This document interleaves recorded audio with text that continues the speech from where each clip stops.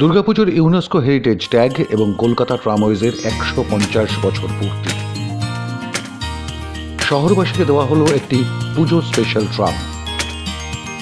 ট্রামটি design করা হয়েছে দুর্গাপুজোর ইউনেস্কো হেরিটেজ ট্যাগ আর কলকাতা ট্রামের 150 বছর পূর্তি উপলক্ষে করেছে এশিয়ান পেইন্টস।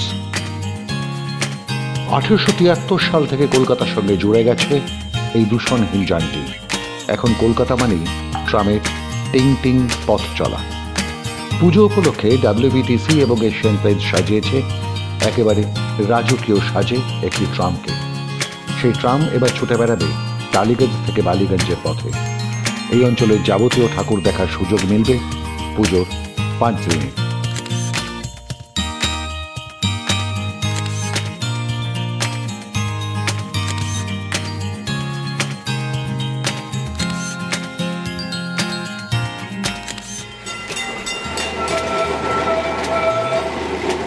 প্রথম বগির বাইরের অংশ ডেডিকেট করা হয়েছে পুজো কলকাতার প্রাণকেন্দ্র কুমারটুলিকে।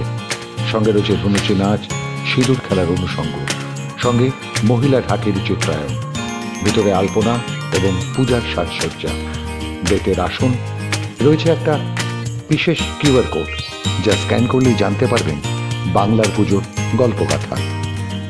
আর দ্বিতীয় বগিতে পা দিলেই শহর কলকাতা এবং বাংলার হেরিটেজ এবং ঐতিহ্যবাহী জায়গাগুলি ডিসপ্লে, পশ্চিমবঙ্গের শিল্প সংস্কৃতি এবং তার ল্যান্ডমার্ক জায়গাগুলির ছবি আর কথা। সঙ্গে থাকছে পুজো উৎসবের নানা অনুষঙ্গ এবং প্রতীকের ব্যবহার। কার্যত কলকাতা শহর, দুর্গাপুজো আর ট্রাম, এই তিনের ইতিহাসকে মিলিয়ে একটি চলমান আর্টওয়ার্ক ঘুরে বেড়াবে কলকাতা মহানগরে, যা আসলে এই ভাইব্র্যান্ট শহরের সৃজনশীলতা এবং নান্দনিক উৎকর্ষকে লালন করবে, অনুপ্রেরণা দেবে এবং চ্যাম্পিয়ন করার প্রতিশ্রুতির প্রতীক হিসেবে ছুটবে রাজপথে।